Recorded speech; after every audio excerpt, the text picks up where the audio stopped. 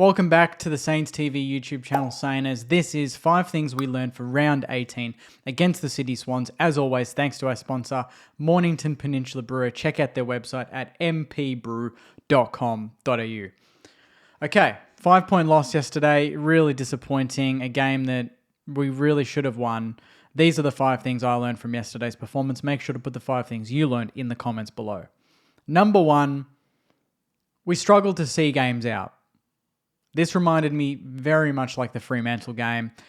We were about the same margin up in the Fremantle game, and a bit of immaturity, inexperience kicked in, and we just couldn't see the game out. Now, when it happens once, you kind of hope that you've learned a little bit, and then when it happens again, you can see it out. But the same things kind of happened.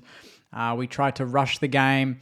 We didn't slow it down. We didn't manage it, particularly in that last 5 minutes. With 4 minutes to go, we were a point up, and we were just a bit lazy around the contest. That's how they kicked their goal with Goulden. And then those key decisions in the last 5 minutes, in the last 2 minutes actually. And the disappointing thing was it was senior players that did it. I say it's inexperience because it's a collective, but when you look at the exact moments where we kind of butchered the ball when we could have done something else that maybe would have seen us get the win, it was experience that rushed, that panicked, that didn't think through the next step in that phase to get the ball forward for us. So that's something that's twice it's happened now. So that's something that I think maybe comes with a team that's only won 5 games for the season. Maybe we're just not quite confident enough to see it through. But we did face, Fremantle team away from home. They had that sort of going for them, and that lifted them. And then Sydney at Marvel, they're pushing for a top 8 spot. So maybe it's just a bit of an experience, but that's something that's just a little bit of a watch. But it's good to be in those situations. Maybe it's like Collingwood from a few years ago that, they lost a lot of close games and then they saw it through and they grew from it, and now they are the benchmark for that very thing that they struggled with. So maybe, hopefully, we can learn from that and get to that point. But in-game management, last 5 minutes, tight moments, we didn't rise to the occasion, unfortunately. Number 2, 2 rucks looked good. I learned that 2 rucks looked good, much better set up ahead of the ball. It just felt like we were happy to move the ball a lot quicker. And we weren't too worried about their intercepts. And they didn't really intercept that much. So that just goes to show that having someone that's 200 plus centimeters in the forward line, even if it's their first game, even if they only touch the ball 6 or 7 times, can make a huge difference. And no surprise that really that was Cooper Sharman and Mitch Owens' most effective game in a long time. The fact that they didn't have to play that big position, and you look at that first goal, it goes in long, Heath brings it down, taps it, Sharman to, I think, Owens, snaps a goal, and that's it. That's how we kick the game off, and Owens and Sharman kick similar goals for the rest of the game with that fast ball movement. So we didn't look too shy of it, which was great.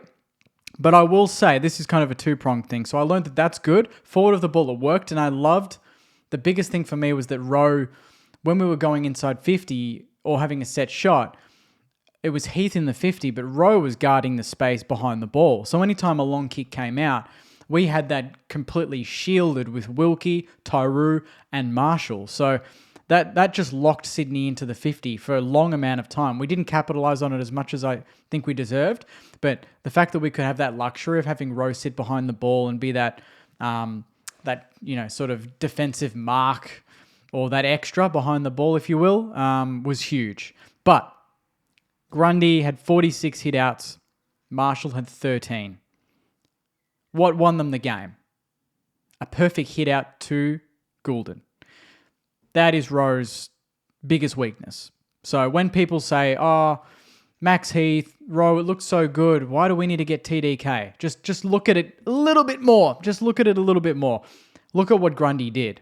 He was number 1 ranked player on the ground. He'll probably get the 3 Brownlow votes. So as much as we can say that Heath and Rowe looked really good, absolutely TDK makes us better. Absolutely take Heath out of that team yesterday, put TDK in, put a King in. We probably win that game. So let's not get ahead of ourselves. Heath was very good, but we're talking about a guy that's played nearly 100 games in his prime and is a much better tap ruckman than Rowan Marshall. Rowe was great around the ground, kicked his goal, excellent, But when you've lost the hit out count, 52-13, I think it was overall, because I think McLean went into the ruck at one point. That is just a battering, and that just puts your mids on defensive alert, and it creates those moments that won them the game. Bit more physicality from Rowe. I know the mids probably should have manned up on Goulden a little bit tighter, but that was just a brilliant out the back tap. And, Rowe just doesn't quite have that in his locker at the moment, and that is absolutely why we're looking for someone that excels in that very thing that we struggle with. It is an upgrade. I hope we keep Rowe, but I'm just trying to have a bit of perspective. It was great in one aspect of the game, but it also cost us in another. Number 3, umpires hate defenders. I don't usually do this, talk about the umpires in 5 things we learned, but I'm genuinely baffled by some of these decisions from yesterday, particularly around Anthony Caminiti. The guy gets manhandled constantly, and he's given away the free kicks. I feel sorry for him. I don't even know what those free kicks were for half the time. When you look at the replay, they're both holding each other. If anything, there was one occasion where Hammer put his hands up first to prove I'm not holding him, and they pinned him. So I think umpires they give defenders in the entire competition almost an impossible task. You can't do anything to stop a forward. You can't touch them. You can't be physical with them. On the flip side, forwards can do whatever the hell they want. Forwards have it easy compared to defenders. I feel sorry for defenders in the competition. I can't believe the job they have to do on some of the guns in the competition where they can't even lay a glove on them. They can't even push them out the way or try and tug them in. And the forwards are doing that to them, mirroring exactly the same action and not getting penalised is ridiculous. And I think there was over 60 free kicks or close to 60 free kicks in the game overall yesterday. The umpiring was absolutely dreadful on both sides.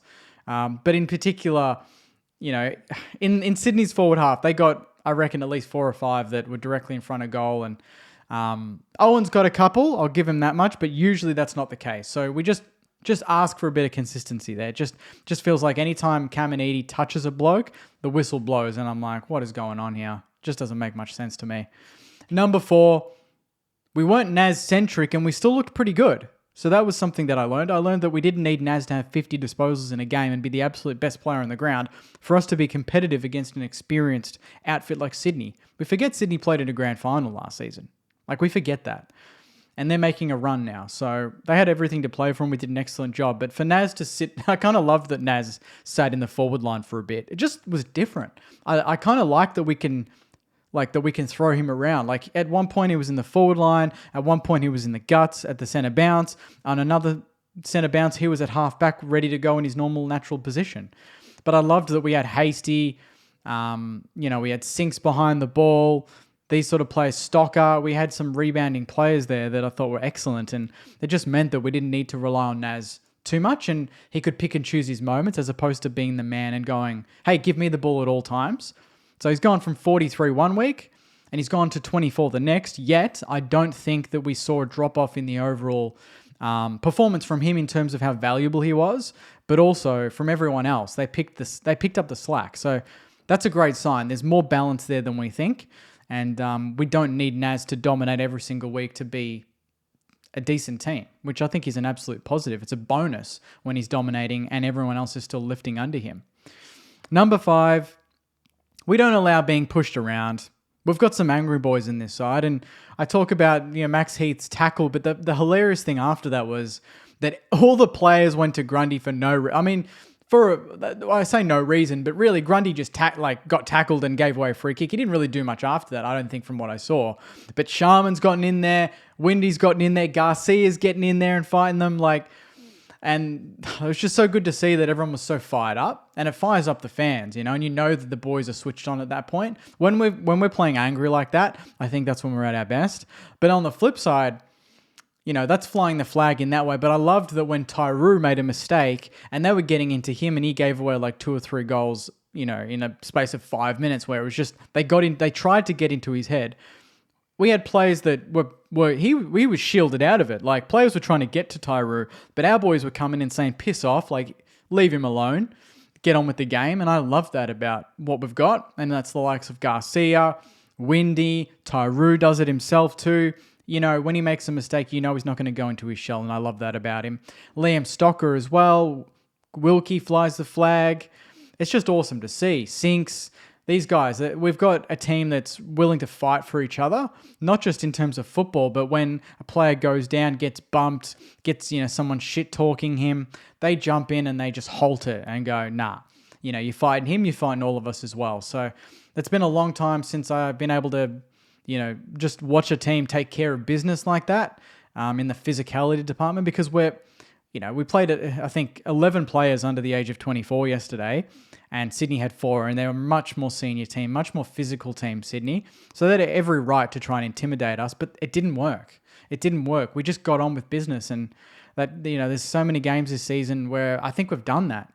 This was just another example, but there's a bit of maturity about it now. Well, we fight back, but then we switch back on, and like the last 4 weeks, we haven't won a game, but we've been able to cop it, but not have that completely deter us. When Sydney got on a run and got nearly 20 points up early in the second or first, on another day, that game gets away from us. But we bridged that gap. We hit the front again. Collingwood kept getting away from us. We kept bridging the gap.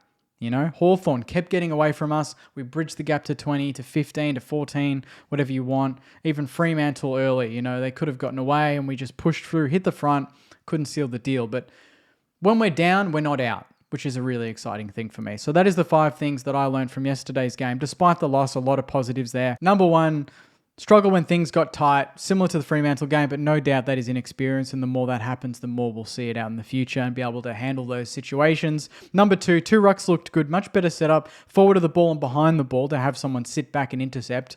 But Grundy was still man of the match. He set up the winning goal. End of. Number 3, umps hate defenders. They just make it very difficult for them. I feel sorry for Hammer, but he's been excellent nonetheless. Number 4, we weren't Naz-centric. He wasn't the best player on the ground by any means, and we still looked good. We still should have won that game, even if with 24 disposals. Excellent there. Good signs. And number 5, we don't allow any team to push us around. We've got some angry boys in the side, and they're willing to fire the flag for the team. Garcia, Windy, Tyroo, Stocker to name a few. Awesome job. So on that note, Sainers, put the 5 things you learned in the comments below. The podcast will be out tonight. We've got all the videos during the week in the lead up to a big game on Sunday away to the Cats. Cal Wilkie's 150 consecutive games for the red, white and black. We've got some fresh merch. Check out the link in the comments. If you buy it today, you probably get it before the game. So I'd appreciate that support if you're into that sort of thing. And thanks again, Sainers. I'll see you very soon. As always, go you mighty Sainers. See you guys. Get the speaker box loud, hitting that stuff till you hearing that sound.